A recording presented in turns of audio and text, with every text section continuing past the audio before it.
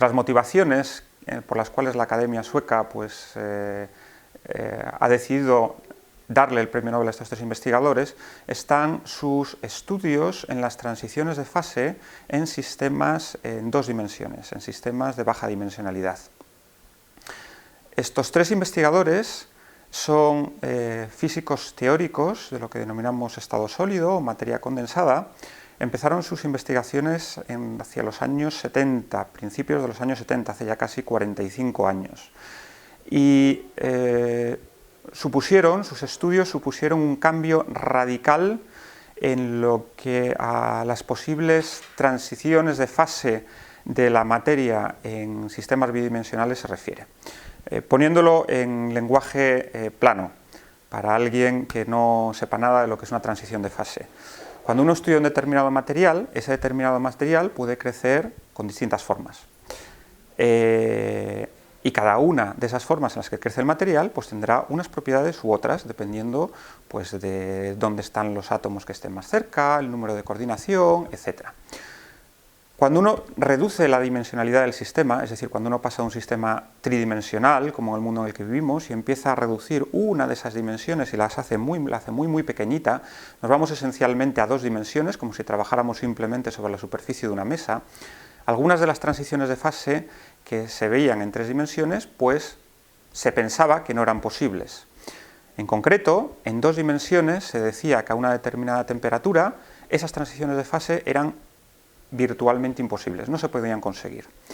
Fundamentalmente estaban prohibidas debido a efectos térmicos. Yo tenía un profesor de física que decía que calentar algo es dar empujones, que cuando uno aumenta la temperatura de un sistema, lo que está haciendo es aumentar lo que en física llamamos fluctuaciones térmicas.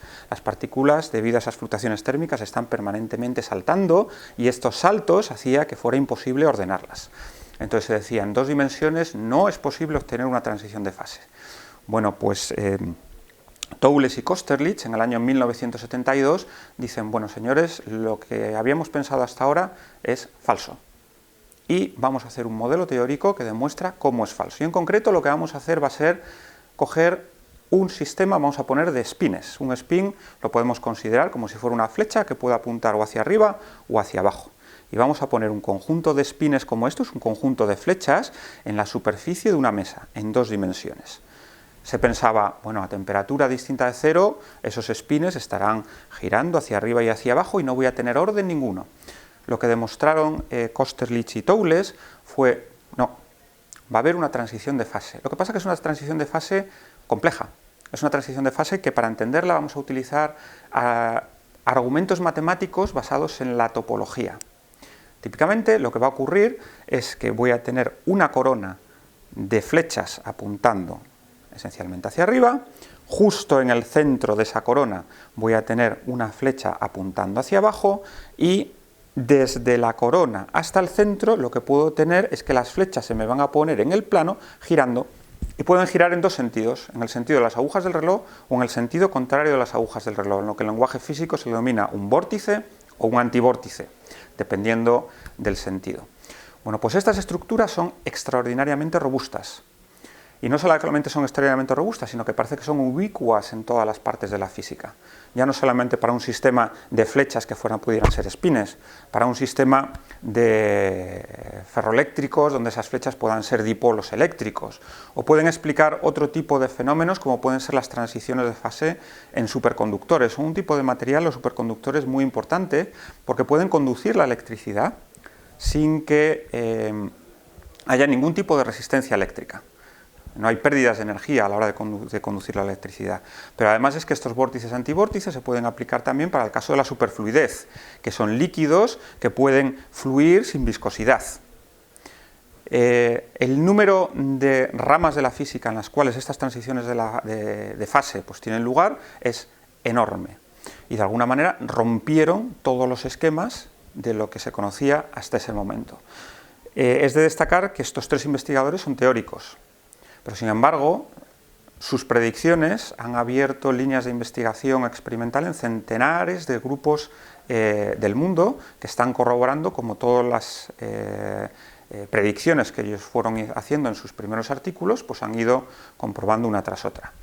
y no solamente han trabajado en estas transiciones de fase, tipo vórtice-antivórtice, sino que además lograron casar dos ramas de la ciencia que a priori pues, pueden parecer muy inconexas entre sí, como son la topología por un lado y la física del estado sólido por otro. En concreto, a partir de los años 2005, Haldane, finales de los 80, pero fundamentalmente se ha visto su repercusión, sobre todo a partir del año 2005, Haldane empieza a hablar de unos materiales que son los aislantes topológicos. Estos aislantes topológicos son unos materiales extraordinariamente interesantes, porque si uno cogiera uno de estos materiales en un trozo grande, lo que decimos en volumen, un pedazo grande de estos materiales, es un aislante en el sentido tradicional de la palabra, es decir, no conduce para nada a la electricidad. Sin embargo, la superficie de este material, en el momento nos volvemos a encontrar con una transición de fase en dos dimensiones, la superficie sí que es conductora. Entonces, uno puede mezclar lo mejor de los dos mundos, porque tiene un material que es aislante en volumen, pero cuya superficie es conductora. Y esa conducción está protegida por topología, es decir, que no se puede destruir, que no puede desaparecer así como así, que es algo robusto, cosa que es una propiedad importantísima si uno quisiera hacer o aplicarla para la fabricación de un determinado dispositivo. Son tres investigadores extraordinariamente bien conocidos en el ramo, han abierto líneas de investigación completamente novedosas.